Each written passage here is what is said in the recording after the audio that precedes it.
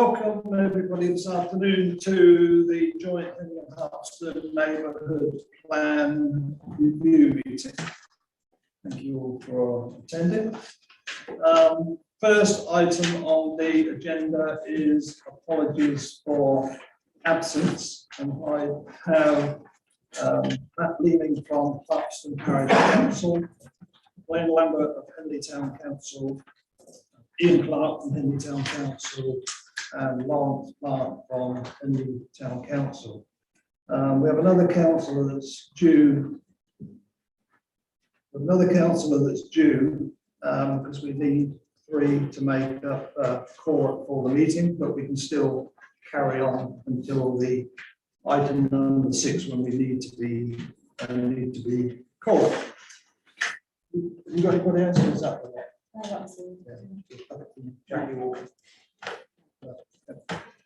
next item, declaration of interest. Does anybody have any peculiar interest on any item on the agenda? Let's see, none. Item 3 is public participation. You can see the notes on the agenda reference public participation scheme. So you have a chance to read them. I'll just start off with, we've had an email from Councillor Gavashak, who's unable to make the meeting this afternoon, and I've asked Kath Adams, the town clerk, the deputy town clerk, to read out Councillor Gavashak's statement.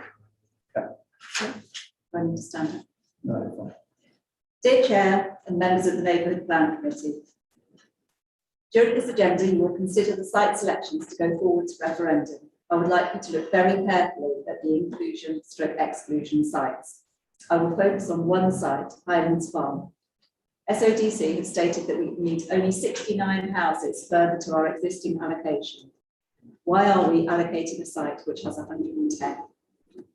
In the survey analysed by Community First, this site had 49 respondents and 33 comments. Of these, 18 stated that it was suitable and 28 unsuitable. So in summary, 60% of respondents thought that the site is unsuitable. The site is unsuitable because for the SODC numbers, it is not needed. It loads the Graves Road part of town with 190 homes on the existing Highlands Park, 110 for the new site allocation, 50 from Gillett School, and 20 at the top shops, totaling 370 homes on this side of Henley. Traffic from all of these sites will funnel down the already congested Graves Road. This is further developing a site in countryside next to the AONB. Up the numbers on existing sites to accommodate the 69 homes, e.g. more intensive density on other sites, which is exactly what the community wants, i.e. 1 and 2 bed flats. In conclusion, I know that you as a committee have to come to a holistic decision, but I think loading this part of the town is wrong, especially when there are other arterial roads which are A roads, Reading, Marlow and Fairmile, which potentially could be allocated portions of the 69 homes that SODC wants.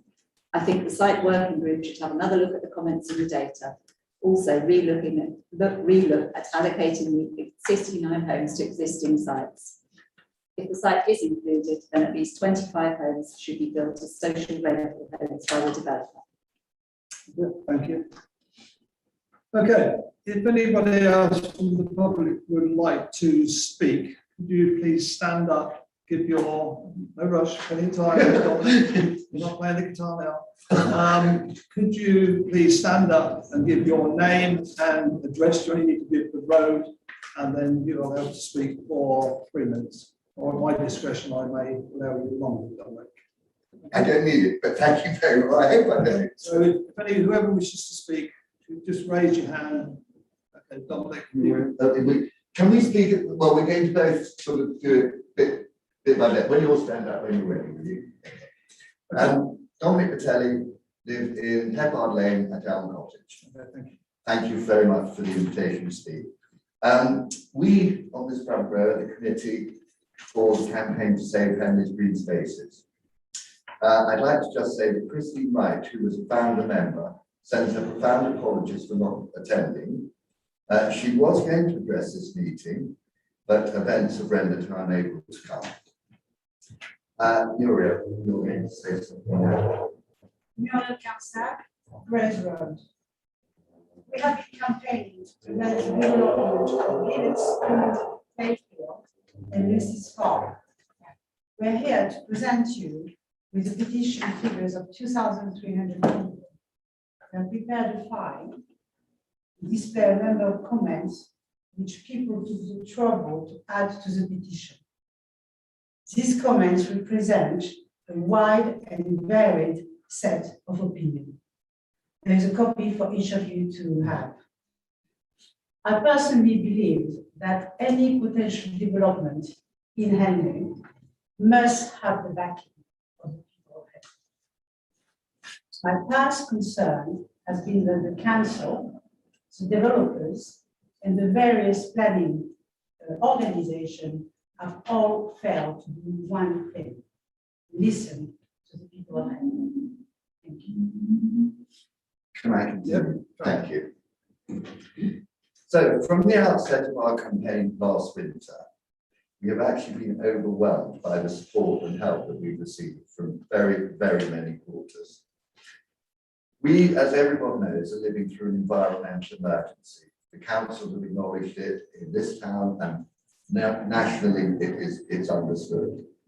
So there's an enormous amount of publicity surrounding that issue, and both locally and nationally, many people are now actively involved in tackling the problems we face for the future, indeed now and going into the future. We believe that further development of green spaces in Henley or surrounding town, the surrounds of the town, and Henley as a town beloved by so many of us here, would be disastrous to wildlife and ecological diversity. These spaces are invaluable to the community and should be left untouched and unspoiled for future generations to enjoy. We hope the file that we're presenting here today will exercise some influence in the final decisions of the neighbourhood plan. We would like to take the opportunity sincerely to say that we believe the community, like us, should be grateful to those of you who sit here today and the ones who aren't here on the neighbourhood plan, the joint Henley parts of the neighbourhood plan, for giving up so much of your time and working so hard for the best outcome of our wonderful community.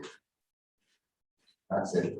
I'm very sorry to say that most of us here are on a working day and have rushed down and would have to rush away quite quickly, but obviously that I can only apologise for.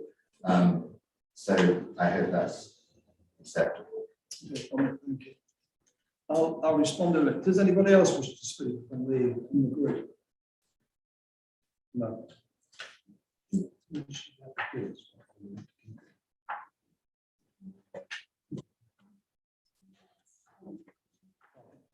Just respond to this question.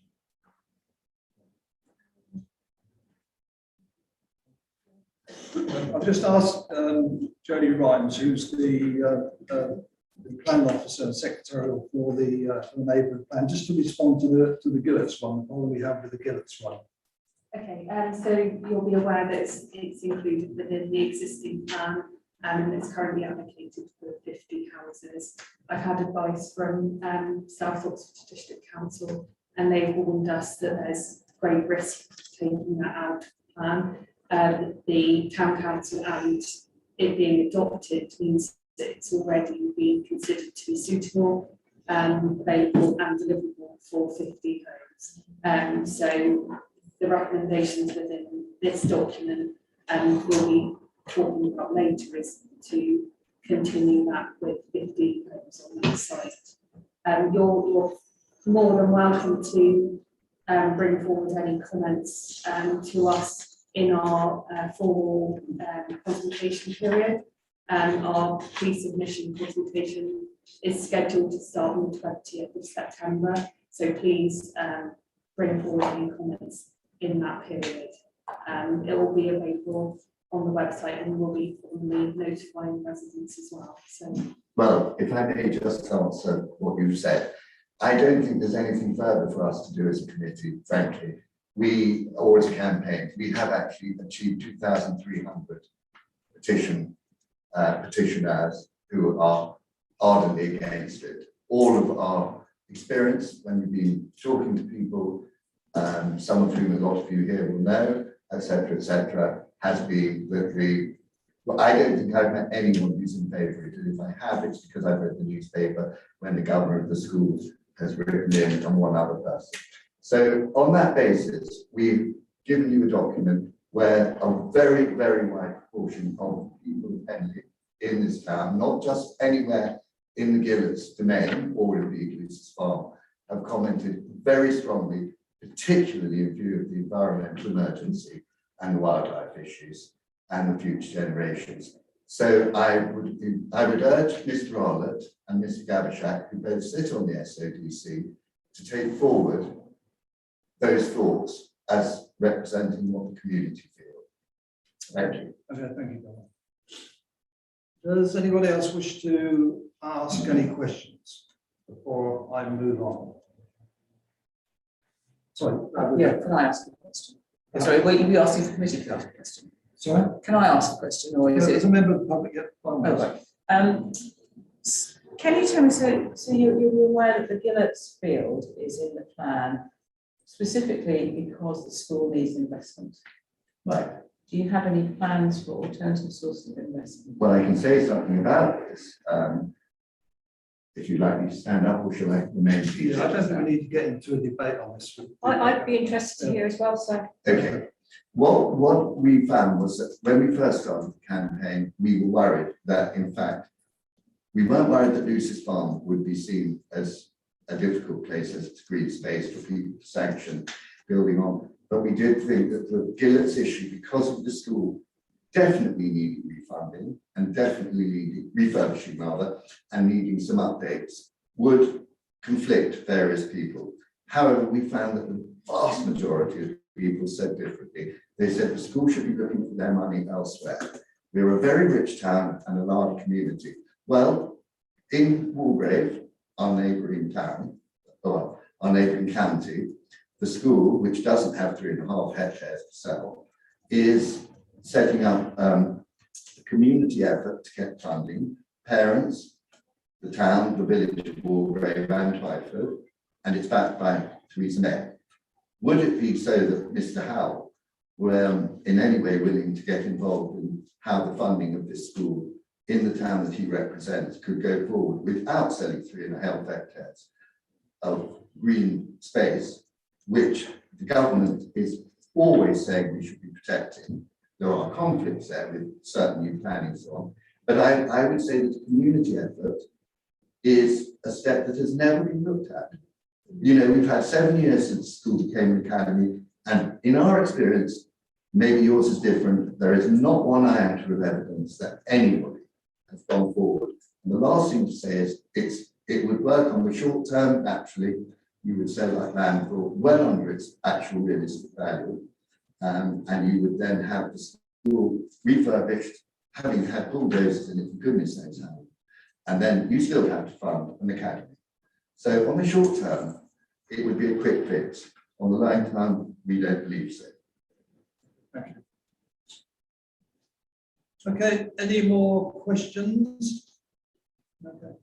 Thank you all. Sorry, may I Yeah, just sure. stop for a second? My name's Sarah Deepak and I live in Cromwell Road. Yeah. As a member of the public, do you have any way in which this council can actually feed back the local opinion to the SODC? Because it strikes me that we have here a very large proportion of the community saying one thing, and you very nicely have explained to us that whatever we've said and done isn't really going to make any difference at all, because the SODC have already decided this without any real input from you. No, I wouldn't agree with that statement. I think the group that I'm with, Henley Residents Group, there's been numerous times when we've been walking around this town fighting against things that we didn't want, and we've succeeded. So I don't think your time is wasted. But I say we go to pre-submission for 6 weeks when you've got the opportunity, you know, 2,300 people to write to Henley Town Council and give your view. And then I would imagine that that would be taken on. So the opportunity is still there, you know, once this document goes to SODC next week, hopefully. You know, by all means, you get your 2,000 people in to respond to it, and I'm sure we will sit back and take notice. And SODC, sorry, can I finish, please? Yeah, of course. And SODC as well. And I take your point on myself and Stefan Gavisha. Yeah, I can speak to people at SODC as well. But at the end of the day, I think as the planning soil officer stated, we're in a bit of a well, we're not in a quandary. You know, we've basically been told that we have to leave that in, or if we do take it out. And I could mention the way I voted 5 years ago for this, but I won't at this meeting. But you know, I may well have the same opinion the group of people in the front row have. But you know, we also have to follow advice as well. You know, I wish it was as simple as just taking it out. We may well have done that a week ago. It's quite possible we would have done that. But you know, the opinion given basically stated that we, well, I wouldn't say we can't do it. There's a possibility we could do it. But anyway, we carry on. Well, so I was just going to say then, in that case, as I understand it, if the neighbourhood plan is not accepted in the final voting by the local residents of Henley, Yeah. then it has been negated anyway, and the SODC imposes its views on the local council. Is that correct? Not Yeah, so there's a requirement in the local plan that we need to reach submission stage by December, by the 10th of December this year. If we don't do that, then developments will come through, and SODC will support development coming forward. It will be in that position that we would have to allow sites to come forward, and it won't be the choice of the neighbourhood plan committee and obviously the residents as well. And that is the major problem. You know, this neighbourhood plan has to go to SODC within 1 year of them agreeing their new local plan. And the officers quite right there. If this plan is not accepted, any developer could come into this town, well, not into this town, yeah, well, they could go on the 11th of December and put an application in for Lucid Farm, Gillett's, Highlands, you name it, they could put applications in anywhere, and because of the numbers that we need, they will probably get planning permission. It's tough here. You know, we'd obviously like to do everything everybody wants, but you know, sometimes you have to make a decision which doesn't suit everybody. And you know, I'd love to please everybody all the time, but unfortunately, I think you all know it's impossible to do that. But as I say, we're still going to debate the issues today. And maybe the committee will make a decision to not to put those 50 houses in the plan. But we did win on Lucy's farm though. No, Can we ask another question? one more question, Leah. Are you saying, or am I misunderstood, that if the people of Henley do not agree with what the neighbourhood plan committee has decided, they will never be heard? That's up to this committee, then the town council and Hertfordshire and parish council to make a decision. But say at the end of the day, we have to get this plan after pre-submission back to SODC by the 10th of December. If we don't do that, as I say, the town will be wide open. I don't know if anybody's been to Wallingford lately. No. Wallingford don't have a neighbourhood plan. You've got 3 massive plots of houses being built at the moment. And I'm not saying that would happen in Headley, but it's possible. It could happen in Hertfordshire actually.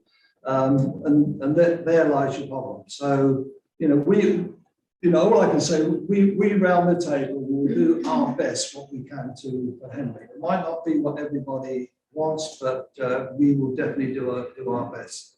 And I think that we've done that with the numbers. You know, people were talking, oh, we're going to have another 500, 600, 700 houses a few years ago.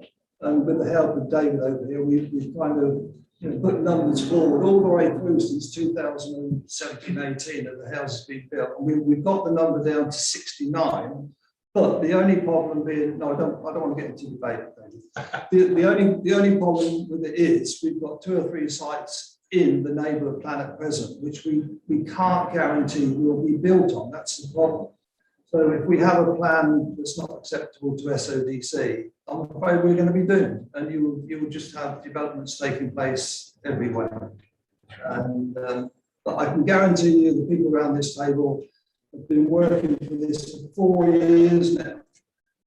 And at the moment, I think we've got a pretty good deal with numbers compared with, like I say, I've just mentioned Wallingford for a prime example, which they must be building 1,000 houses there. It's just gone absolutely ballistic.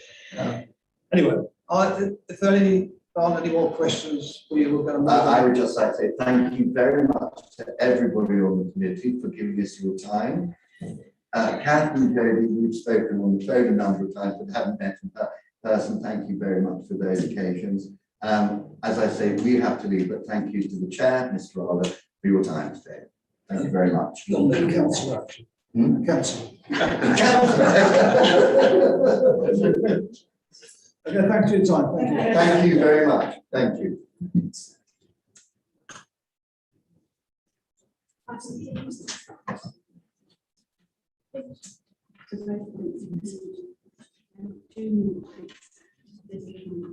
Is that all? This is the review of the neighbourhood plan that's fallen. But no, it won't. So we might have the numbers. I'm just thinking technical view, so it would be original plan. Yeah, but Standing. it may well be, but we have the problem, we need more houses. I agree with that. And that's where developers will come in. And they will get paid. I agree with that. Okay, can I move on to item 4, which is to approve the notes of the meeting on the 14th of June 2021. I was proposing, second proposal. I've got a question. What, on the minutes? When you say a question, what on the, are the minutes correct or not? Something to add, perhaps, and there's a question to be answered. It's on the industrial land. Did Jody get an answer from SODC on the Greenmont site?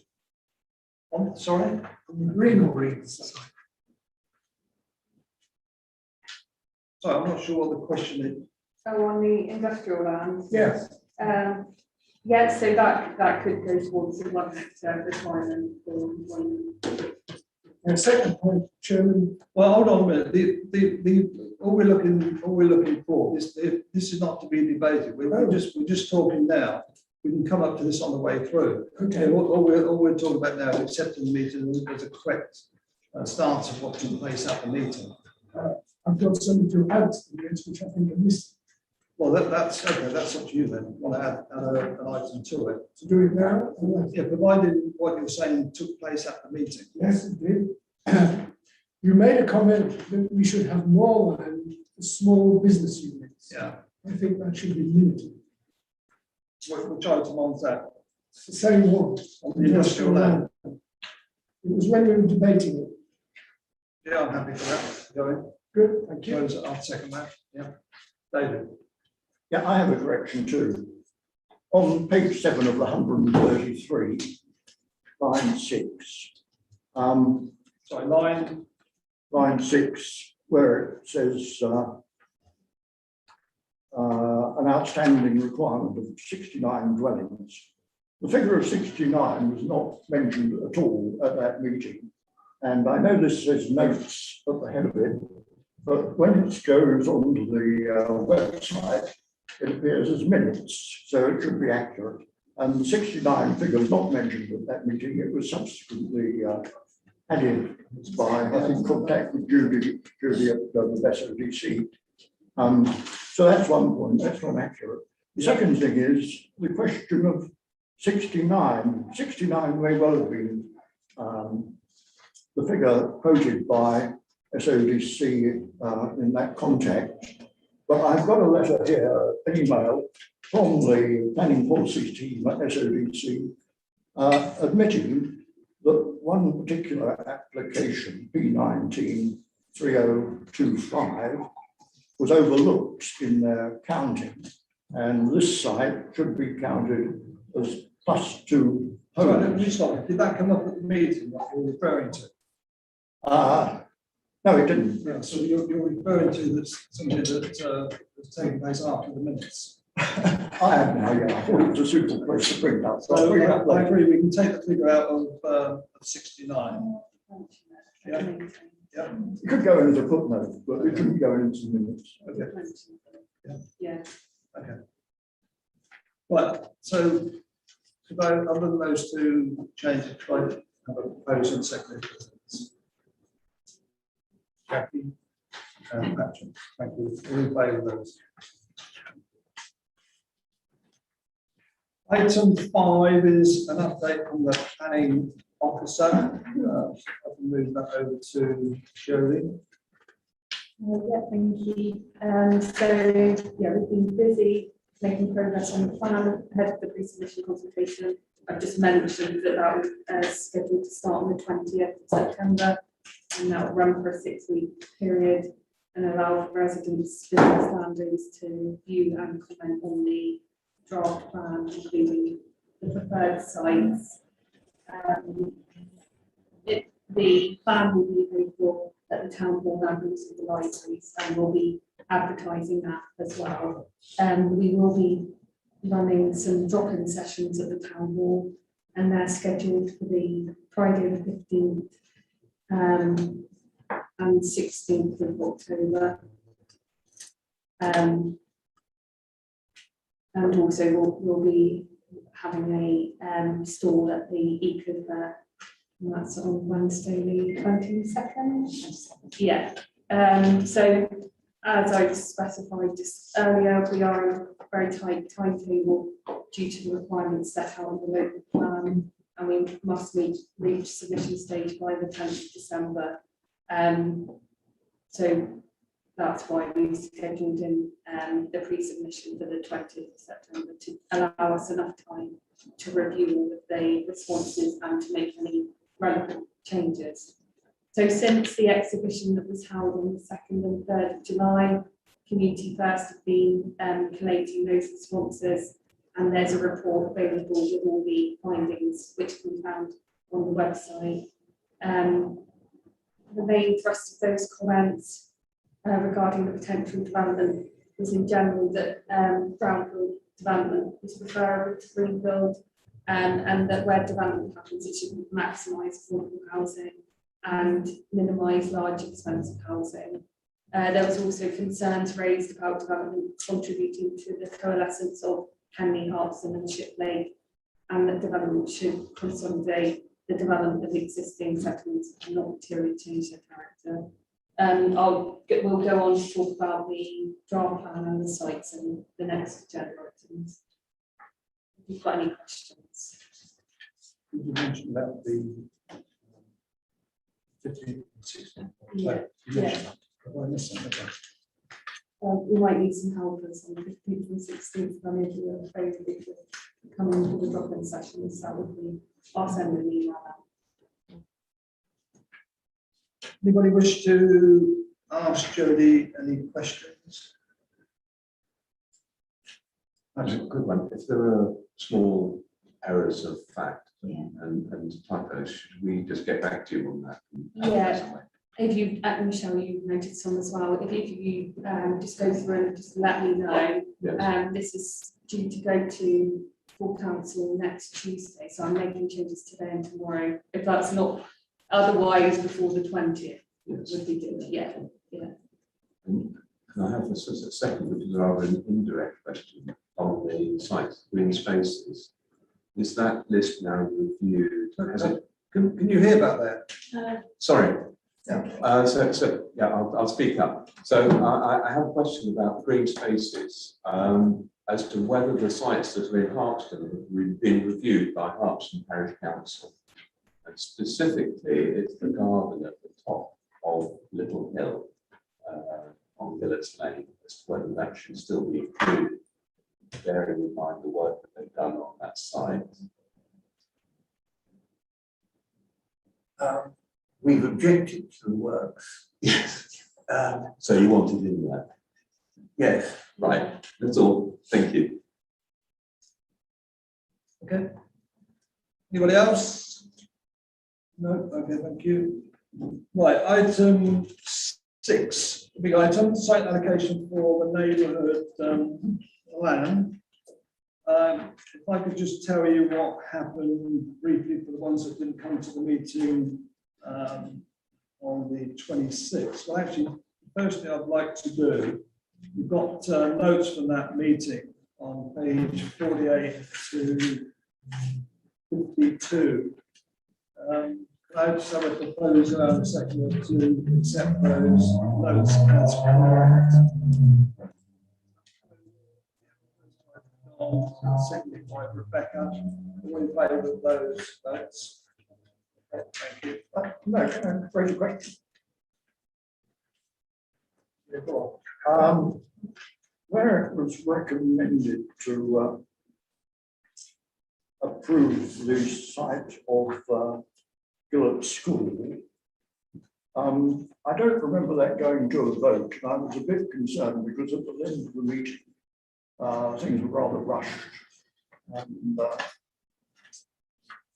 anyway, it's just come up again. I disagree, David. On every vote, I ask people to vote, and all the votes, which I'll go to in a minute, other than one of the votes, and I'll read that out in a minute.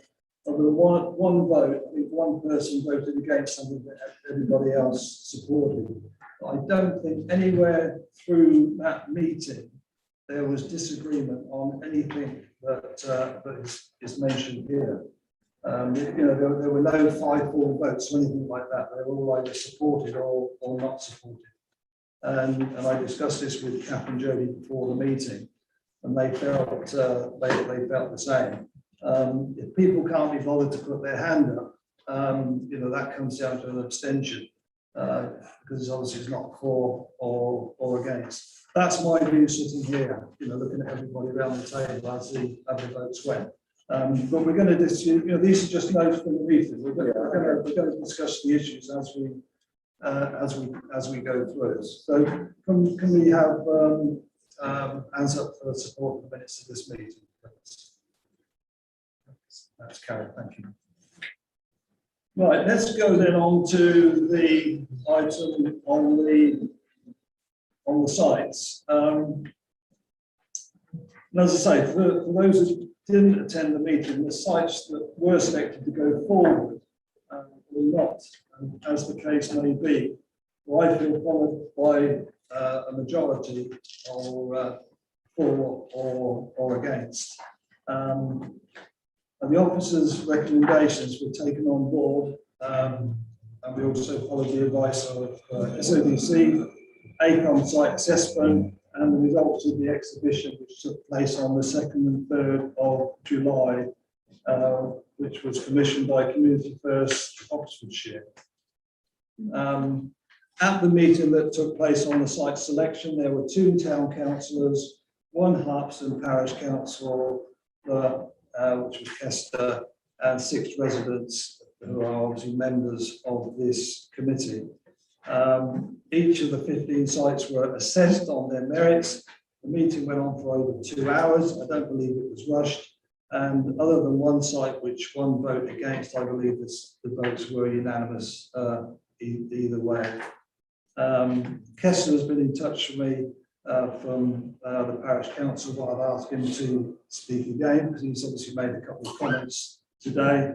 But I think they were supportive of what was in the recommendations. Yeah, so other than that, I'll pass on to Jodie if she'd like to make any comments before we go through the sites. Yes, so I just wanted to reinstate the requirements of the South Oxfordshire local plan, and we'll discuss the housing requirement, which set this out in policy page 3, and in the local plan at the moment it states it's requirement for 115. However, since that adoption of the local plan, the figure was 69, but as of the 1st of April, David might have a comment on that, but I'll move on. So in terms of that number of 69, that does rely on all of the sites within the existing plan coming forward, apart from the TA centre. Also in the local plan, there's a requirement set out that neighbourhood plans should seek to meet demonstrable local needs, for example, specialist or affordable housing, even where this would result in housing provision in excess of the outstanding requirement. The housing needs assessment undertaken in 2020 demonstrates that Henley and Hertford have a high need for affordable housing. That's up at 527 affordable rented and 800 home ownership dwellings over the plan period. It's considered that to maximise the delivery of affordable housing, that one large site would deliver more than a number of smaller sites, considering the requirements set out in the local plan that seek to deliver 40% affordable housing on sites of 10 or more. And there's also requirements set out in the local plan for new employment land and also for new retail. As Ken's already mentioned, Councillor Arlett's already mentioned, the working group did meet on the 26th and considered the sites against the public feedback from the exhibition and the site assessment, vision objectives of the neighbourhood plan and the local plan. These sites have now been considered against a number of additional criteria, and that's set out within your agenda item 6. So it's proposed to take forward the existing sites within the neighbourhood plan as listed on that table on page 13, apart from the TA centre, and also to put forward 2 new sites that are not currently allocated, which includes M1, which is at Highlands Farm for 110 houses, and Chiltern Centre for 3. It's considered that M1 Highlands Farm is the most suitable site of all the alternatives. The site would bring forward a mixed-use development, including residential development, employment and community facilities, the relocation of the children's centre and the provision of community-led housing. It could also provide for affordable housing, open space, and it's considered to be most suitable when looking at the site assessment by Avon and the additional site assessment criteria. I'm not going to go through all of the alternative sites, but they're all listed on pages 30 to 47 and the reasons why for not choosing them. If you have any questions or comments, I can answer those. Patrick. This figure of 540 affordable rent, aren't we in reach of that?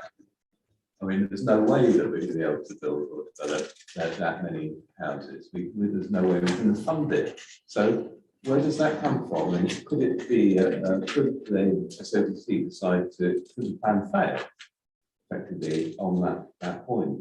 So SODC have confirmed that they will be dealing with the affordable housing need for Henley and Harpston through their 40% requirement. But this does demonstrate that there is a need, but the numbers aren't drilled down because there's differences in methodology, and the numbers already provided by SODC are accounted for. So it shows there's a need, but it obviously wouldn't be deliverable to do that amount. Yeah. I can believe it. I think the problem arises, and the Henley Society are going to have a speaker speaking to them in a few weeks' time, which I've passed on a fair bit of information for him. And the bigger the problem, there were 1,000 houses, council houses in Henley, up until probably, I don't know, maybe 30 years ago. And since then, we probably, well, I say they probably sold off 50% of those, maybe even more. Okay, we'll see. We've got 680. Okay, that's fine. So there could have been 1,200. Anyway, there were over 1,000 houses. That's just the basic council housing or housing association. And we've lost a number of that, you know, as you say, well over 300. But the other thing as well, we haven't built hardly any up until, I think, from about 2010 to 2016, 17. I think we built 12 housing association houses. And this is why the numbers have got so large. I think what probably wasn't mentioned, because of the amount of houses that are going to be built now on the SODC Oxford City boundary, I think those areas will take up quite a few of these affordable houses. So that also will keep our numbers down. So what we're asking for here, the number of houses that we're asking here should cover the affordable for Henley. But we're right, you know, you can build another 400 here and you'd fill them tomorrow. Simple as that. And this is why, you know, speaking to all the people out there, this is why I think at the moment we've got a fairly good deal here. You know, compared with some of the other towns in St. Oxfordshire, you know, go to Tame, you know, don't go to Pidcombe. But, you know, the amount of houses built there. And the Wallingford one at the moment is just absolutely mayhem, what they're building there. So I think, you know, looking at the figures wise, I think we're doing okay. We could be a lot worse. We may have been better. But I think as long as we work to these numbers here, you know, hopefully the plan will be accepted. And unfortunately, we're going to have to build on a bit of green grass somewhere. I think that's a fact of life. You know, we'd all wish not to, but I think we will have to. Now on this here, we can either start all over again and go through on page 2 of the minutes of the on the 26th of August. We can go to the minutes there and go through each one of these individually. I personally think we had a really good debate on all the items that come forward. So I can either go around the table and ask if anybody wishes to comment on any of the sites, or I can just go through 3.1 and work through them all. I'm quite happy to listen to which way the committee would wish to go. David. Look, could I make a suggestion? I think the ones that were in the previous neighbourhood plan, apart from Gillett's School, which is controversial, as we know, apart from that, the ones that were in Gillett's School, I think everyone accepts. So there are 2 sites which I think are debatable and which I'd like to raise some issues on, and that's the Highlands Farm sites, the extension of Highlands Farm and Gillett's Field. People are happy to confine it to those 2. Just a suggestion. Does anybody wish to speak on any of the other ones other than those 2? Would we go to about 3.7 Reading Road for that? Yep. There. Highlands Park. So I'll put down the number of Highlands Park. There we are. 4.2. Right, so I've got there, then I've got site J 353, 357 Reading Road. Site C, Gillett School, 3.6. And 4.2, the land at Highlands Park. Does anybody else wish to speak to any of the other ones? No? Well, Kessler, do you want to make a comment? Right, yes. Before we start this. Reflecting on the fact that we think our allocation is now 69, to recommend the Highlands Farm site as 110 might be thought to be inviting SODC or other persons to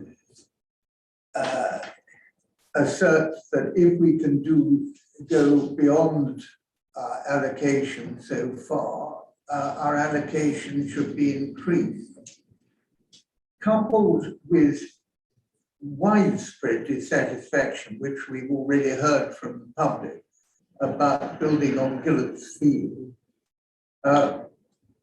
We have been wondering in Hertfordshire whether we couldn't tie the Highlands Farm figure of 110 to the 69 plus the hope that we could absorb the allocation, the current allocation for Gillett's Field there. Because 50 and 69 would be very neat.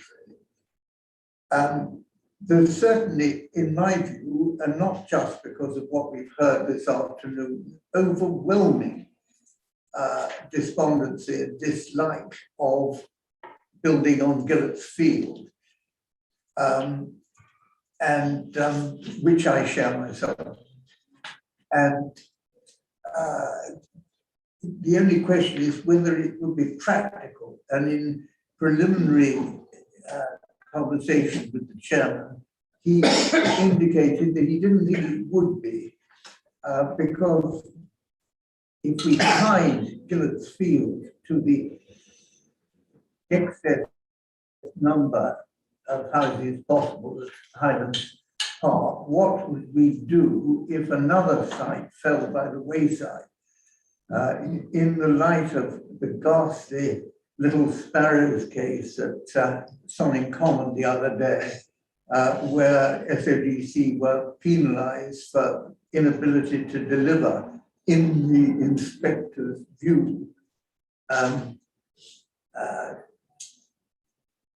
so he allowed the building of a care home in the AONB, a gratuitous piece of tyrannous government, in my view. But in view of that, probably it would be unsafe, unwise to tie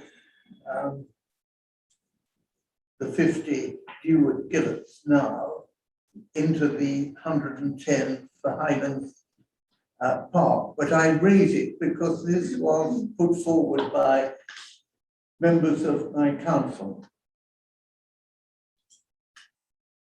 Let me just respond to that. Sorry. I can do that. Let me just respond to that. The debate that took place, Kester, which you were at and which you supported, and obviously speaking to your members, you may not do now. The problem arises where two particular sites I'm picking out here now is Chilton's End, which is an old people's home, which we've allowed for 27 there. And for the Henley Youth Club, which we allow for 23 there. SODC do not support housing on Henley Youth Club. They think it could be a care. So it's probably, yeah. Right, so I just Yeah, go yeah, I'm just picking up from Councillor Arlett's points. Two of those sites, Children's End and the Youth Club, have both been put forward for a care rather than housing. So the existing plan assumes that they're coming forward for housing. So that risks those numbers being reduced if they get taken out of the plan because they're not deliverable. There's also question marks in terms of the deliverability of Stuart Turnaround 357 in terms of there's 4 sites that could be at risk of coming out. To have a higher housing number at this point means that we're in a stable position in terms of getting through the requirements of the local plan. Yeah. David, and then Joe. In relation to the care home, I thought we decided at the previous sub-working group that the difference it would make to housing numbers is negligible because a care home would almost certainly have at least 60 beds in that site, and a 50% allocation for housing is allowed. Roughly 50% would give you the 27, probably with a few over. Yeah, the issue with that is that we haven't recommended that they're allocated for a care home. If we had, then we would be in a stronger position. But the working group wanted to continue the housing allocations on those two sites. So we're at risk, yeah, in terms of putting those forward for housing when. But surely we could go for one or the other with a preference for housing. To keep the numbers up. It's not going to sit there and empty that site until 2035, is it? Yeah, the other thing as well, Dave, we're going to lose affordable units as well if it was to become a care home. So we're going to be numbers down on what we're considering. Yeah, this is another issue that concerns me, is it? Affordable homes. We're going to have a lot of starter homes, whether they qualify as affordable, I don't know. But the 73 flats at the Smith Centre, with that number, are surely going to appeal to people looking for starter homes. They're not going to appeal to established families. Whatever the price, they're going to be sold to younger people looking for accommodation. I think that's a guess. Joan. Going back to Gillett's, my concern is Gillett's need for some money. And I think it's lovely to be what the members of the public were saying about, oh, Henley will can't stomp up money for it, but will they? And when? I could see that a campaign to try and get the amount of money that Gillett's will need to do anything substantial with their buildings is considerably large. And even if they were to have some success, it would be several years before they could raise enough money, even if they could raise that money. And Gillett's pupils would be condemned for the next generation to the dreadful buildings that they have now. So I strongly support the Gillett's site because I think they need the money. Let's just go to, Andy, what do you want to make a comment on? I wanted to comment on Kester's points. The first one is Speak up a wee bit.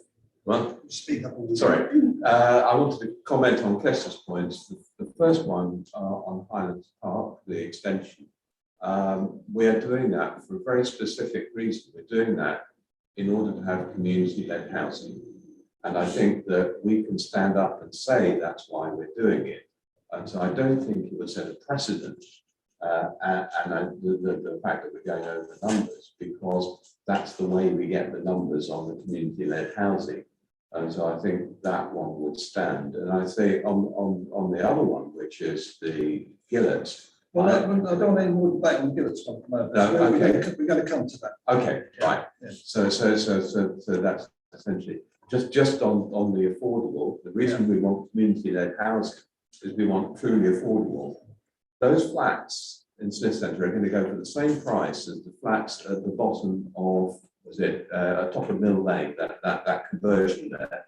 They'll go for over $1 million for a flat. That's not affordable, even though they're starter homes. They're starter homes with people that have already got a house, property somewhere else to move into Henley. I think we need truly affordable. Do you want to speak to anything other than Gillett's or 353? Gillett's, and I'm not sure if it should come later. We're going to debate that as an issue. Okay, let's go back to the first one. Sorry, Sorry, can I just ask Jodie a specific question? So we need to allocate sites for 69 homes, which are that. But in reality, an awful lot of that 69 is going to be made up from infill, isn't it, from industry, how many that we have. So how is this going to fit against infill? We will in reality a lot more, because infill is actually one of our biggest sources of housing. The 69 takes into account the existing allocations coming forward. So there is it's a higher, it is between 69 and that 115, because it's saying that all of those are going to come forward, which I've already set out. There will be infill and twin that's classed as coming forward, but we can't put a number on that. So this is a requirement to allocate that amount of houses. Okay, should we go then to item 3.5 on the minutes of the 26th of August? 3.5 was 353, 357 Reading Road. allocated for around 30. Sorry, What page? on page 49. of the agenda. 49 of 133.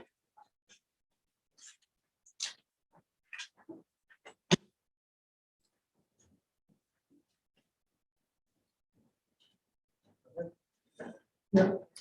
So 49 of page 49 of 133, item 3.5, site J, 353, 357 Reading Road, allocated for around 30 units.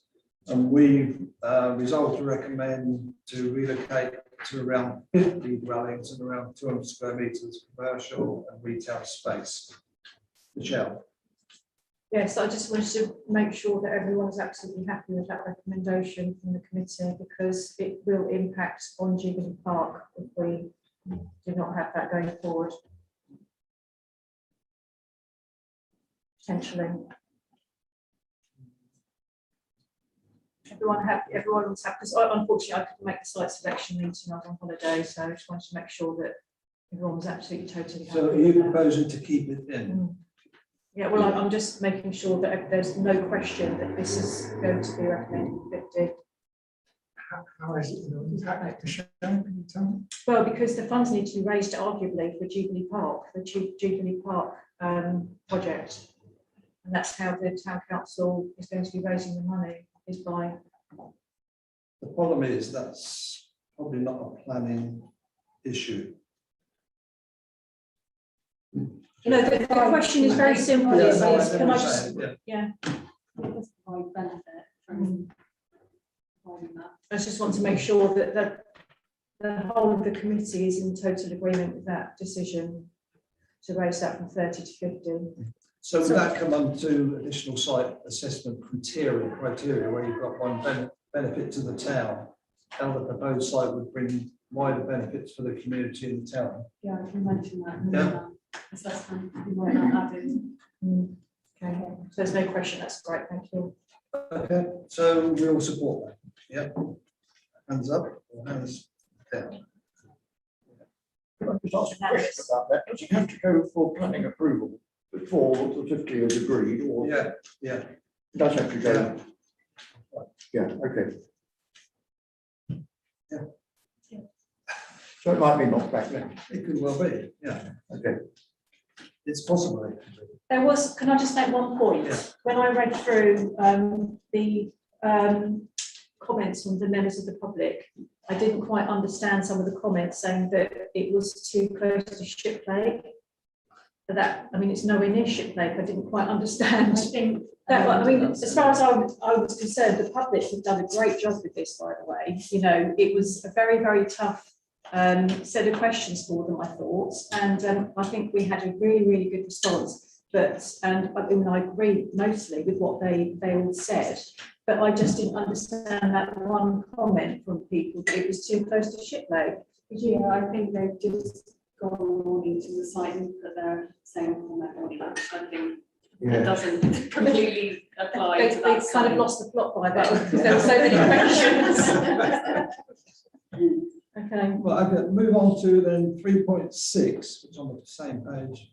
Site C, Gillett School, allocated for around 50 dwellings. Resolved to recommend to Neighbourhood Planning Committee to maintain the allocation for around 50 dwellings. This is rather than go for 80. We would like to open the debate on this. Just a question, actually. Yeah. Have we rejected the idea that Kester just put up, not necessarily supporting it, of moving the 50 dwellings from Gillett's onto Highlands Farm? Is that one not going forward at all?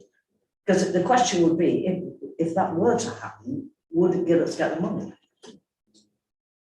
No. It's not.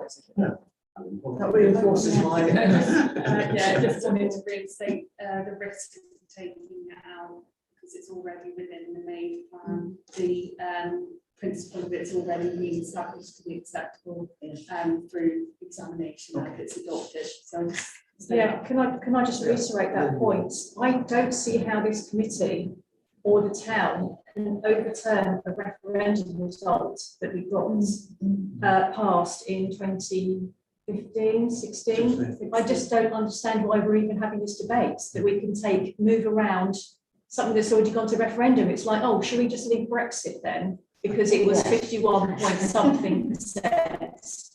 You know, it's just, you know, we as a committee and as a town, we cannot do that. We don't have that power. David and then Patrick. Well, this is a revision of the neighbourhood plan. Circumstances have changed. You might say they haven't changed enough, but circumstances, it's clear how much the population is going to increase in Henley, and therefore the need for playing fields will increase.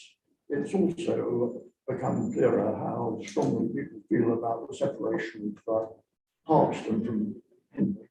And if you can stand in a garden in the that will be built in the Gillett School playing fields and throw a cricket ball into a garden in Harpston, is that sufficient space between the two settlements as recommended in the document? Secondly, if the Gillett's one goes ahead, we don't need 50 buildings for meeting the quota. As someone was saying, if you add the 50 to the 69, which, as I say, should at least be 67, probably less. David, I don't want to go there. We're talking about single numbers, you know. Yeah, okay. Yeah.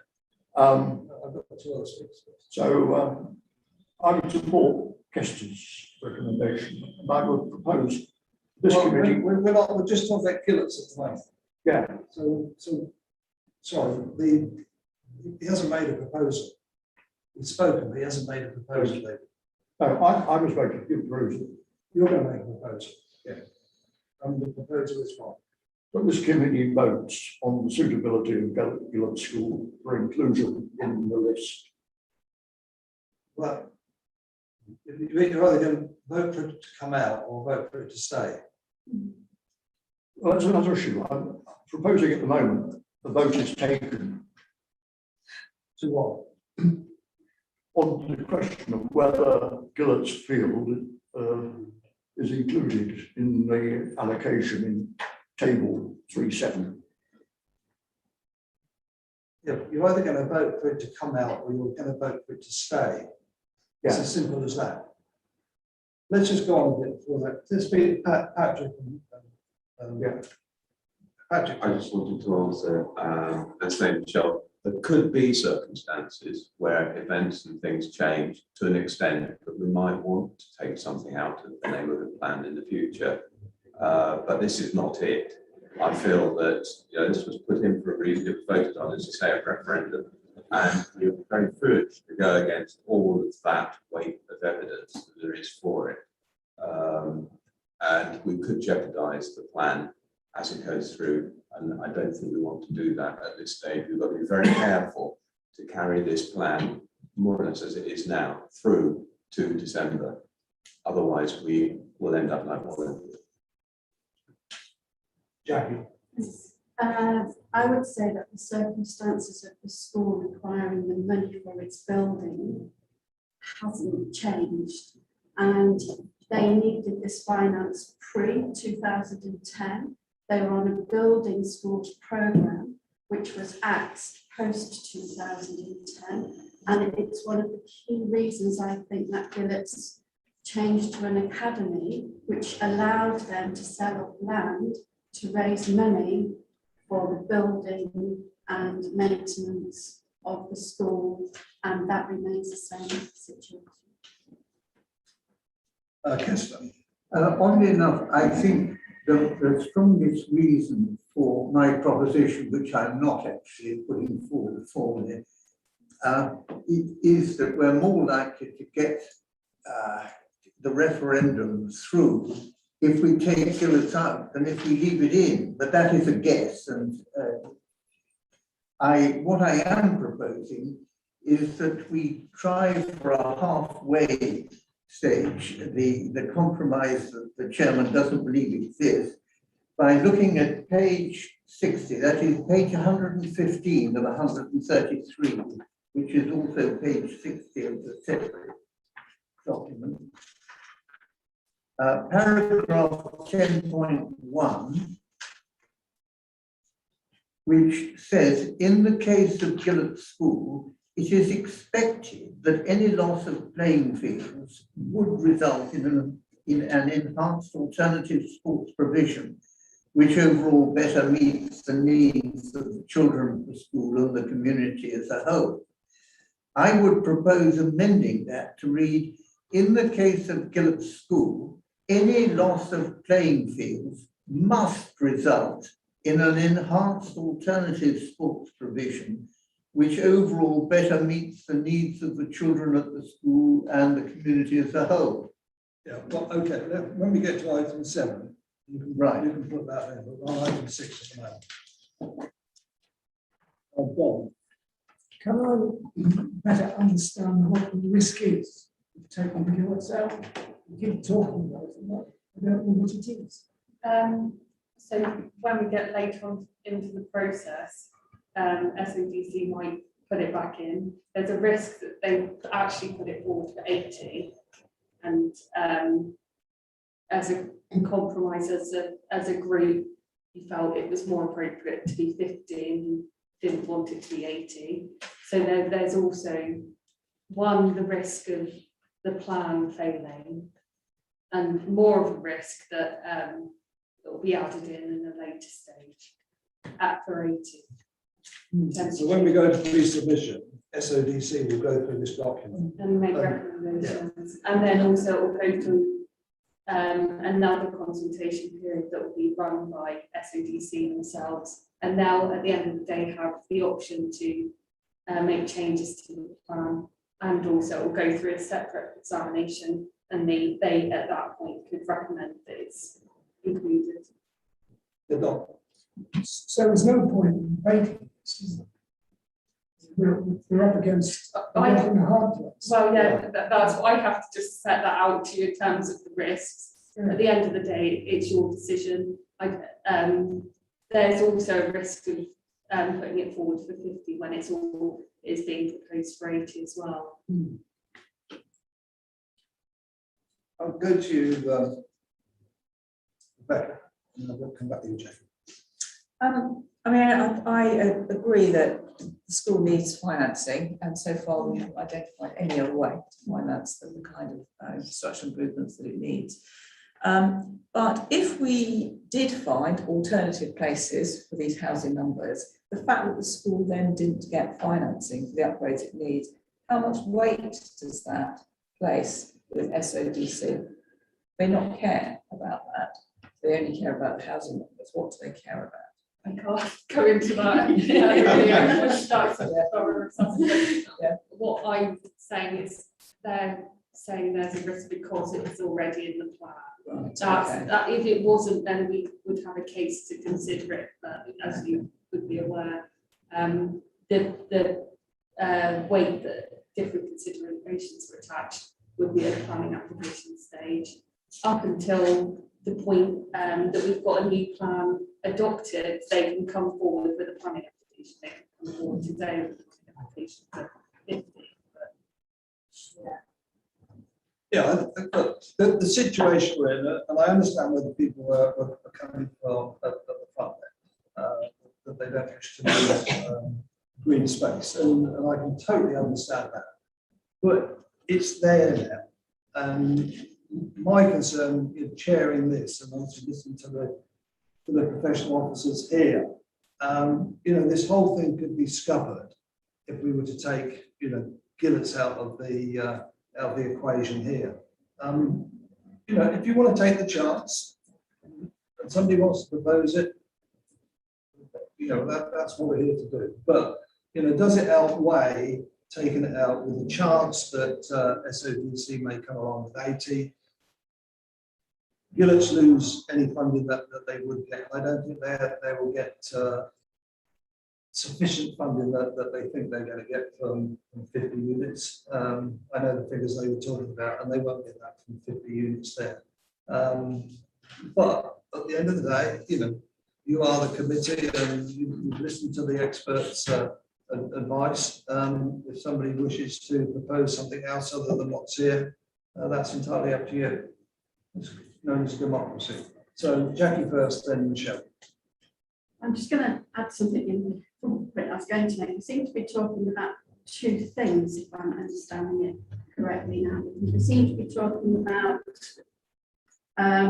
this is resolving to recommend.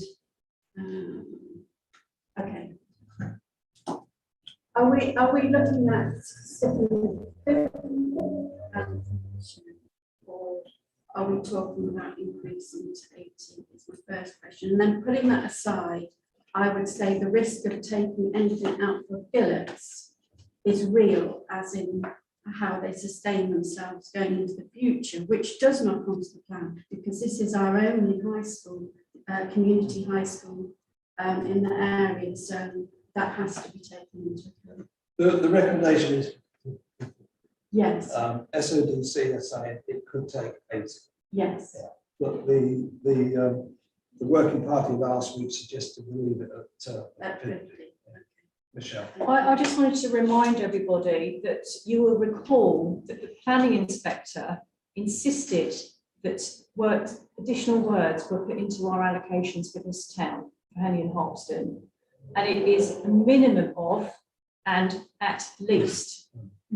Okay, those words mean a lot. So we have to make sure that we control the numbers as much as we can, but you know, we're trying to make sure that number is as less risky as possible to the town. All right, I read those comments last night, actually. So just remember those words. Yeah. So, right, would anybody like to pose anything, or we will just leave it as it is?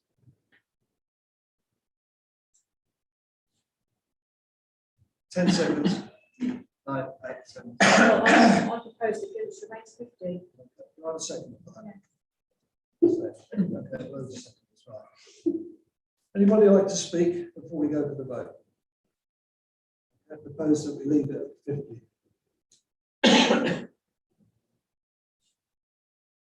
Against? None against, 2 abstentions. Right, and the final one was item 4.2 on page 50 of your agenda. 4.2, this was the Highlands Farm.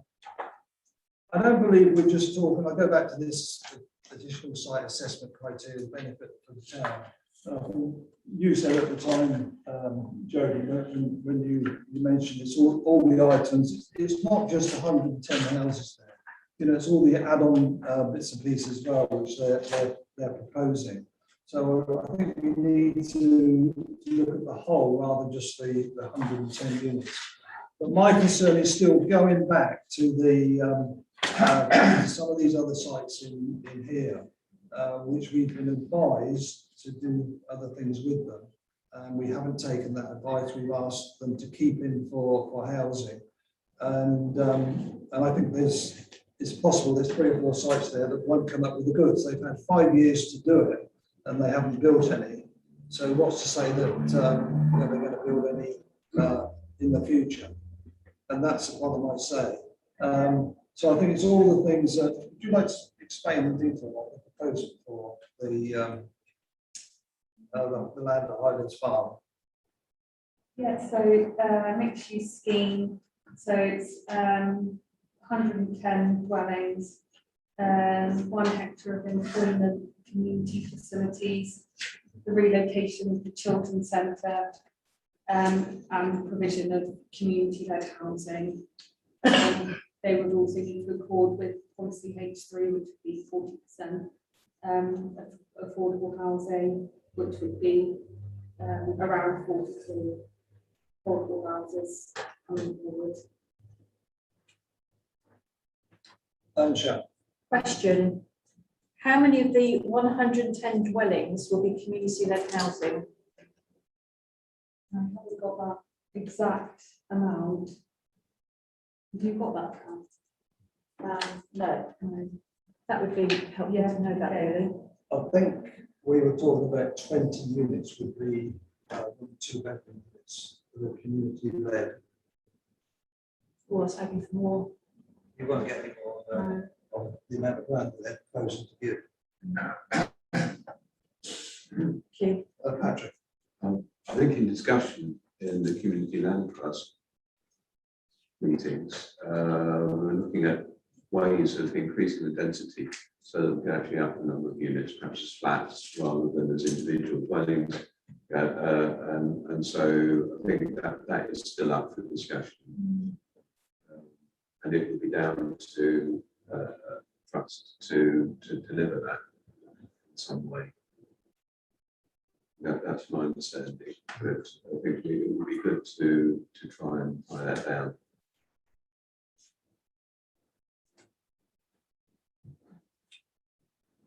Well, the information is all in the documentation from ACLAR, Community First, SODC, and they're all supporting the numbers on that land. David. Well, if we're retaining the 50 at Gillets, the 110 seems an excessive number. Can we not reduce it, say, to 60, which will meet the requirement for the total number of dwellings?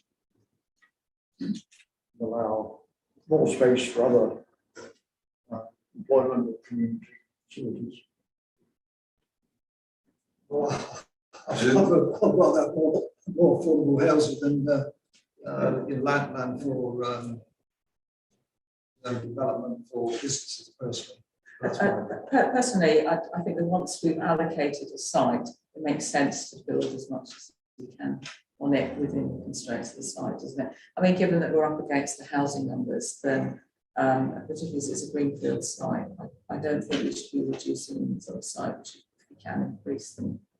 Irrespective of the impact of the traffic in Grays Road. Well, I mean, I guess the difference between maybe 160 is only 40, and they're talking about building working from home. Yeah, I appreciate all these things are cumulative, but I mean, if you don't intensify site, then there's another site then you have to then allocate, isn't it? So. Well, I'm saying that 110 is excessive to me, that's all, that we should reduce it to the appropriate figure, about 60.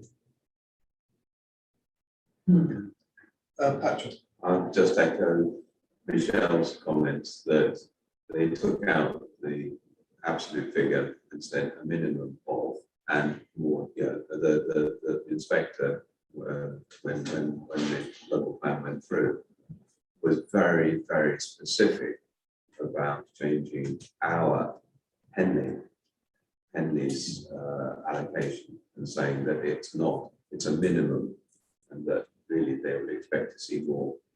This was the inspector for the 216. No, the local plan. Local plan. Oh, the local plan, sorry. It's the most recent, that's what we're trying to meet. And so if we said that, I think it's tempting fate to go right down to the wire on the individual house, ones and twos here. They're probably looking at a larger figure. And if we can do it sensibly and with good justification for affordable, I think that might just swing it. It's not certain that it will when it goes to examination. Jodie. Yeah, I just wanted to point out that ACOM considered this to be a suitable site, and also the landscape evidence for the local plan sets out that this would be acceptable, that the sensitivity of the landscape is already influenced by the new housing built on the existing allocation, and also it could be mitigated with landscaping, which I set out in the proposal. I also wanted just to reinforce Rebecca's point about making sufficient use of land, and that's a key element of the local plan, looking at densities, that they make sure that you're bringing forward the whole bit rather than this part. Kessler, do you want to speak to this? Because I'm going to propose that this stays in. I don't think there's more for me to say. I'm desperately unhappy with leaving it in, but I think we're constrained to do so. And so many times we're up against the what I regard as the absurdities of the government's planning policy. I mean, that we have to build X houses of a sort that are not needed in order to get Y that are of a sort that are needed. It's grotesque. And it's only one of the many absurdities in the policy. But I don't think we're in a position to argue the toss. Would anybody else like to speak? Well, I'll propose that it's kept in 4.2 as written. I've got a second of that. Patrick, who would like to speak to that? Okay, all in favour?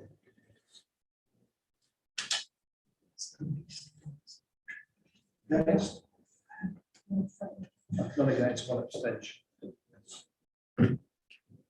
Well, I've also now then go back to page 14 of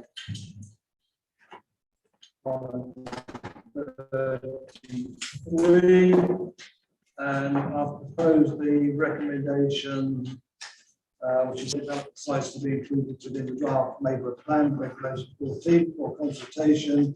That the final wording and content of the policies and supporting text is delegated to the planning officer, which will be Jody. And I also move that. Second for that. Shall. Okay. Anybody who wish to speak to any of those? No. All in favour of that? Sorry, I didn't hear what we were voting. On page 14, this is the recommendation to support the items from the meeting on the 26th of August. Ah, yes. Yeah. Are you in favour or against? Yes, in favour. I think that's unanimous as well. Unanimous. Yeah, praise that. Yeah. Okay, thank you for that. Now I'll go on to item 7. I know time's going on, but I'm just going to refer to an agenda of the Neighbourhood Plan Committee of the 7th of August 2017. Just 4 years ago. Yeah, I was looking through some old agendas this morning and I came across this one for the 7th of August meeting, yes, 4 years ago. Yes, you were there. And I managed to stay the course. I think just about all the other councillors have either left or left. And but amazingly, Kath Evans was here at the start, and she hasn't gone too great at all. I think she's still fine. Kester was still here. Rebecca, you've done your term. Patrick, you've done your term. Jim, you've done your term as well. And also David, Whitehead, and Jay. So thank you for all of you. Obviously, just residents of the town have given up all your time. It's been brilliant, especially over the last few weeks with all these reports coming through. But a bigger thank you obviously to Jody, that's been amazingly working, kind of weekends to get these documents towards us, spent a lot of time, and obviously Kath for being there at the start and supporting Jody all the way through this. This document is, I think, about 87 pages. I don't know if you've all had a chance to read every page. Probably not, but someone's taken the time to put it all forward. So thank you for that, Jody and Kath. I don't know what we've done without you. We'll just have to improve something else, I suppose. Just on that one point, if I just make an additional comment. I just wanted to reiterate that because we've had Jody Lyons, planning officer, recruited since Sheridan New Town Clerk came aboard, which has been such a good move on behalf of Penny Town Council. it's meant that we haven't had to employ a consultant to actually write and produce this neighbourhood plan. So when I think I read in the Henley Standard actually that a member of the public has said no doubt a great expense to the Henley taxpayer, well, that's now done with. And any money that we have raised, for instance, Community First or ACON, that has been with the centrally funded government scheme, the neighbourhood planning. So minimal expense to Henley Town Council and to Hoxton because of that. Yeah, I was going to go on from there. You know, when you look at all these working groups that we've had over the 4 years, there's an immense amount of work gone into that, which has obviously gone into this document. And it's obviously helped us with the housing numbers as well. And I say all your work around the table here is obviously in this document, and this is the one that will obviously be sent to SODC hopefully after the full council meeting next Tuesday. Kester, you wish to move a change of some wording in this before? Well, as we go through the document, or would you like me to pick out the? I don't anticipate going through page. Oh, well, if you have any changes, just You send me the exact word. I can give you the wording, but I don't know if We'll have to make a decision about it. I don't think the only one that would really interest the committee, I think, would be the one on page 60 about Gillets. Otherwise, there are small changes. Page 22. On 133. 22. That's just one, but I don't think it is significant. I'll write to Jody about it, but let's just look at the one on page 60. You mentioned 113. 150, yes. Yeah, that's 10.1. 10.1. I would like to rewrite that. In the case of Gillett School, any loss of playing fields must result in an enhanced alternative sports provision, which overall, and then continue as the text runs. I personally don't believe, and nor do members of my council, that the sports authorities have made an adequate assessment of the effect of building 50, let alone 80 houses on Gillet's grounds. We have repeated evidence that the space which has been alleged to be unnecessary is being used, and used on a fairly regular basis. And if Henley, of all places, can't enable its boys and now girls to play cricket and football, no, I think it's a disgrace. And I feel that I have the support of John Major in opposing it. And I think in the constrained circumstances in which we find ourselves, probably the most we can do is to just harden the wording there, so that if the school comes forward with a plan, it really has to demonstrate that the remaining playing fields would be adequate. They were given permission by. Secretary of State. Yeah. Yes. I would Can imagine. can I just- I would imagine they would have taken advice from the likes of Sport England. Yes, Sport England, yes, but I mean, I don't object to that wording going in at all, but as far as I'm aware, there is not going to be any sport dropped because of these plans. No football, no rugby, no cricket. that is no- what is alleged, it's true. Yeah. Oh, you think it will be? I don't think it's possible, because I think they're counting in ground that needs to be filled in, very substantially filled in. I see. And yeah. filling it in requires reiterative process, because it sinks down Yeah. and then you have to try again and again.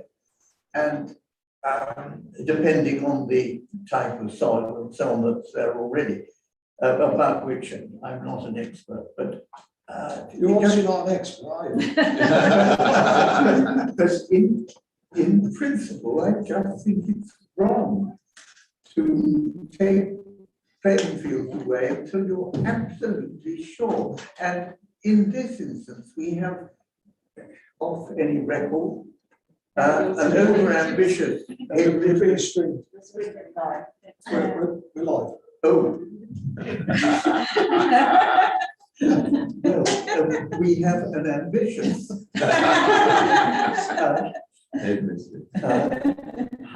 school hierarchy who see the short-term gains of new buildings larger than they see the long-term need for playing fields, which are not in plentiful supply in and around here. Absolutely. Yeah. Rebecca. I would say particularly, I mean, we say here, I mean, I would agree with having say must, definitely. It's, there. But it says it meets the needs of the children at the school and the community as a whole. I don't think the fields at Gillet's meet the needs of the community as a whole. In fact, there's big frightening signs up all around Gillet's Field telling people not to trespass, not to be on the field. But that's unnecessary, isn't it? So, I mean, it doesn't meet the needs of the community currently. It meets the needs of the school. They have lots of signs, and recently they wanted to have a huge fence put up all around the fields to stop anybody going on them. They're not open to members of the community, actually. Not currently, but I think they will with the new proposal they do. Which is why I think it should say must, because, you know, if you have these facilities, you know, they can't be just for the school, given that the school is closed a number of weeks of the year, and obviously at the weekends and in the evening. They should be far more open to the community. Yeah, like I said, I mean, I'm happy with the wording changed. Yeah, I think you're all absolutely right there. Yeah, I need to be careful what I say as well. But yeah, we do not want to lose any playing fields, which will affect any sport here. So if you can get some kind of wording in there for that, I think we'd all support that. Yeah, Joan. My understanding of what I've seen of what girls are planning to do is that they are going to improve the overall playing, the sports facilities there by doing things in a slightly different way. I think we've got to remember that things that everybody wanted to do in the past are not necessarily what they want to do now, and that the facilities that the modern youth want are not necessarily the ones that we played, the first sports that we played. One just has to look at the Olympics and the new sports that have come in there. And I think that girls are actually wanting to look ahead and to be trying to provide facilities which are more suitable for the future, as well as what they want to.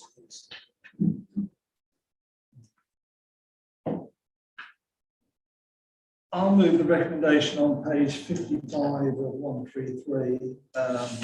Item 5.1, it is recommended that the committee resolve to recommend to full council that the neighbourhood plan is advertised for pre-submission regulation 14 consultation.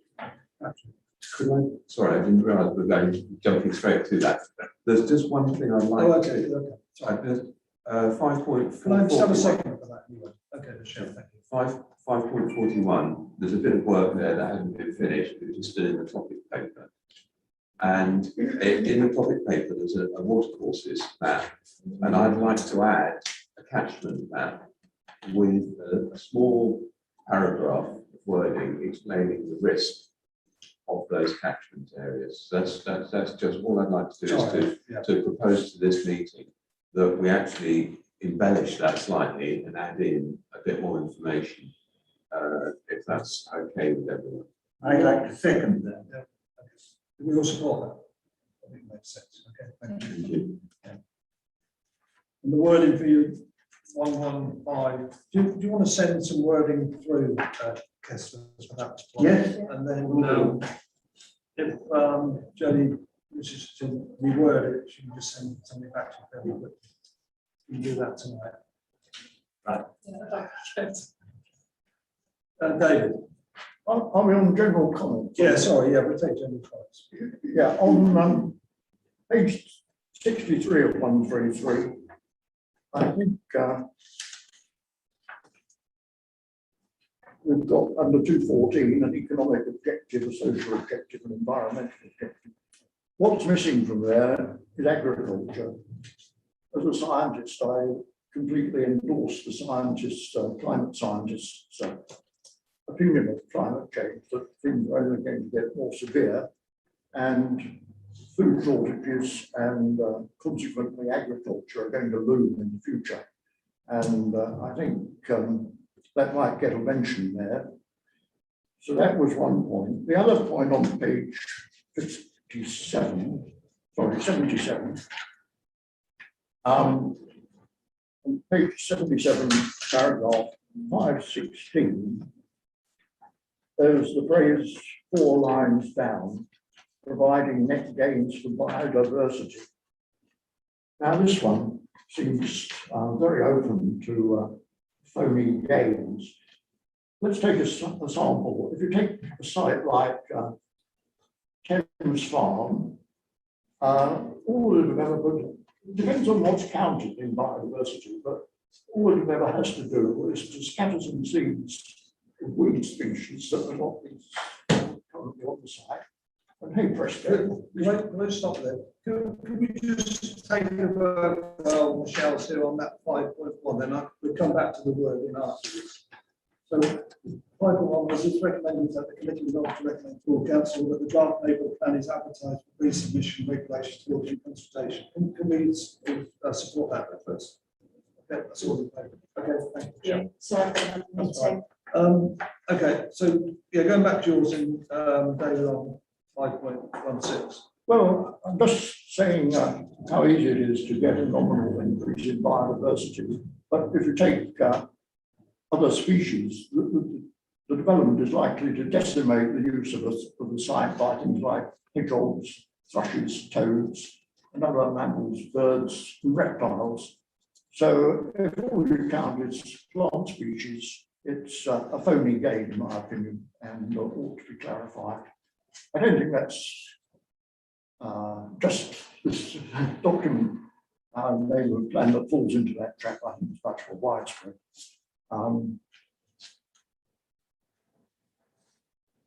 But anyway, I'll leave it at that thought. Yeah. I've got one or two other comments that I'll email to Jody.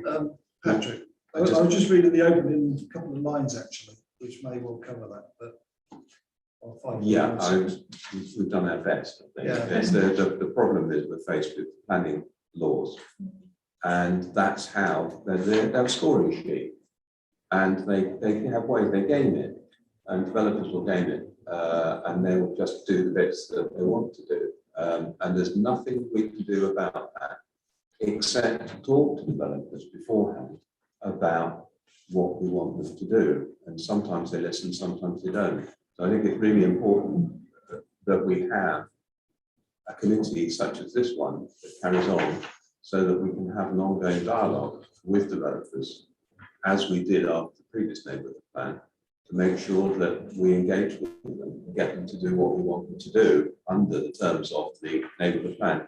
Because if we don't do that, they won't. So it's actually a continuity working group that's needed to ensure that we engage with developers. Well, yeah, the point that I made is you can't mitigate that. It's inevitable. If you have a dense development on the site, you're going to drive out any animate species that can move around. It's not inevitable, David. If it's done well. It is inevitable for some species. You can, hedgehogs, for instance, if you don't have concrete lintels on all of the fencing and you have holes, they can go through. So it's not inevitable, and it's a question of working with developers as they develop their plans to try and ensure that those objectives are met. Hedgehogs are killed. Okay, we're getting into a conversation rather than a debate. Yeah. Anybody else wish to mention any other items in that document? Anybody's got any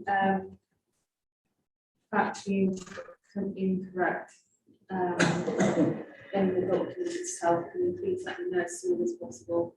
This has to go to full council for next Tuesday, so I'm doing it today. If you could do it, if you could send anything you've noticed, or just give me a call either today or tomorrow morning. Will be fine. Okay. I'm looking in factory, but Yeah. Can I ask a question? Do you want to have a placeholder of what we're trying to do? Because I've been working with Kath on this. We can probably just put in something which is a placeholder yeah, that's fine. of the catchment areas. It could even be one of the ones that I've handed you as a sketch. Yeah. And so to be replaced by a full proper document, a proper.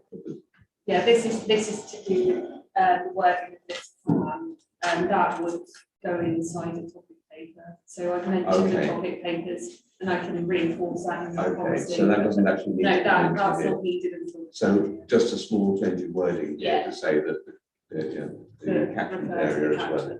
Yeah, Yeah. that's fine, I can do that. Lovely, Okay. okay, brilliant. Can we then move on to item 8? Budget? Yeah. Keep you in the loop. Oh. Right, so this, my report was just listing how we've been spending money that was passed over from Parkston Parish Council and also allocated from Town Council, so to go towards publicity and community engagement work.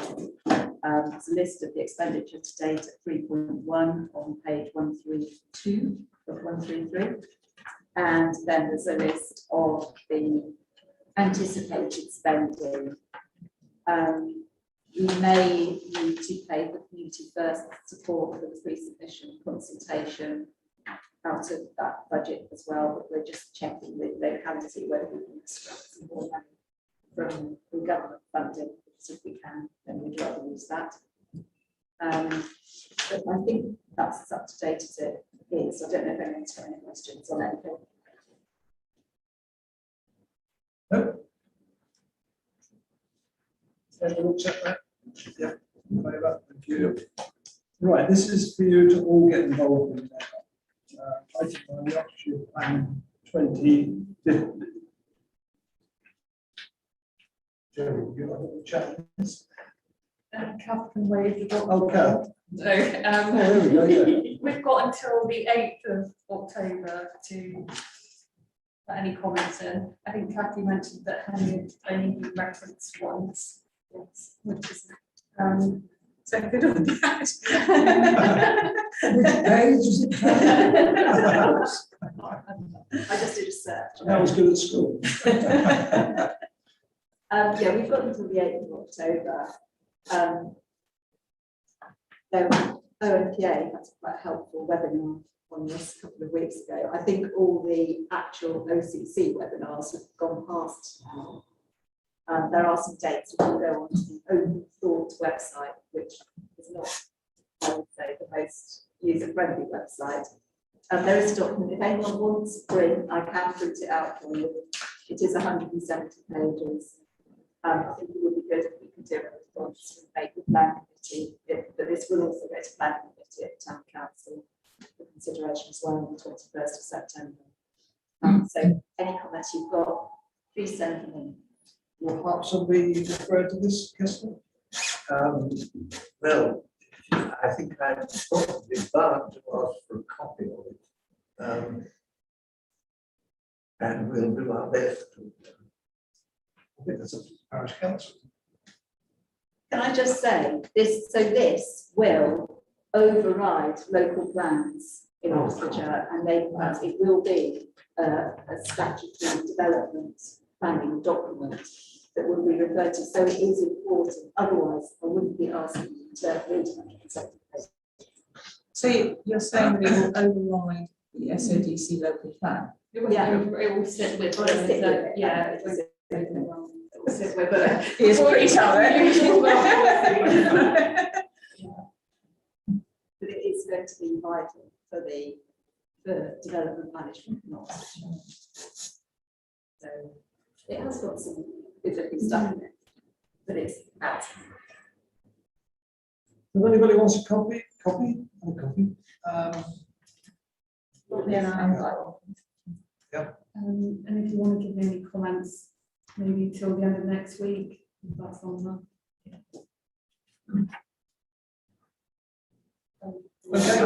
And just to say, I think the webinar that the OPA ran that is recorded and it's on the OPA.org website. Item 10, next steps. So I'll just be making any final changes to the plan as it's the draft plan, and then it will be going to full council on the 14th, next Tuesday. And pre-submission consultation will start on the 20th, and as I mentioned, the drop-in sessions will be on the 16th. It'll be the afternoon on Friday and then on the Saturday. That's the main thing really. When the responses are coming through, I will start to put together some, because you have to, when you get a consultation response, you have to deal with each one. So I'll start dealing with them and then come to you probably halfway through in terms of just ensuring that you're happy with how it's going. I've also, I'm going to make sure that the statutory consultees, so SODC and OCC included within that, if they could provide their comments as early on in the process as possible to allow us sufficient time to ensure that we can deal with that. I think that's the key, so that I can keep going with all the responses, and we're not left to the end of the consultation on the 1st of November having to deal with everything then. So Community First Oxfordshire will be doing the survey, so people can fill that in online, and they'll be sending me the responses probably 50 at a time or weekly, depending on how many we get. So I can deal with them as they come in.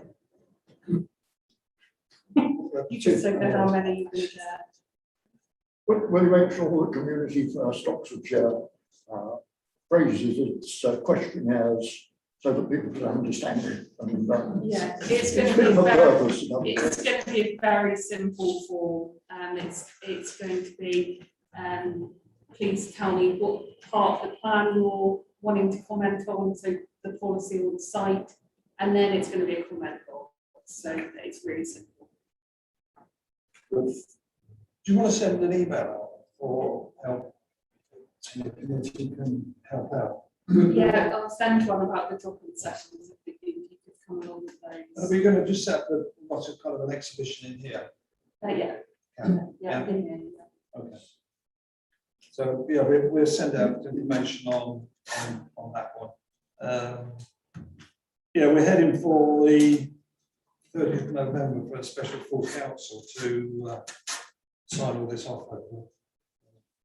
So, and Parks will be doing the same. Yes, it can.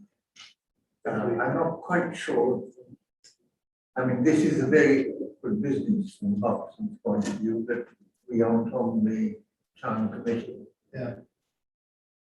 Well, likewise with the town council, we're not on parish. Yes. In parish. Right, okay, next meeting. Did you suggest the 8th of November? It should be the end of the pre-submission then. 3 o'clock on the Monday? Yeah. yes. 8th of November, yeah.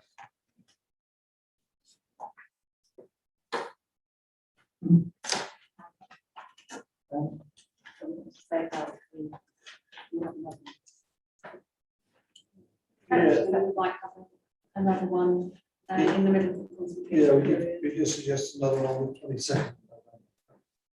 Or before before Oh, then. really? So one mid-consultation and then one on the 22nd of November as well. The 22nd needs to happen to sign off the whole Yeah, plan. 22nd, we need the meeting to sign the plan off. Yeah. To go to the special council, but. I'll see how it goes, how the responses are coming in, and let you know if we need to set up another meeting in the meantime, which would be mid-October. Yeah.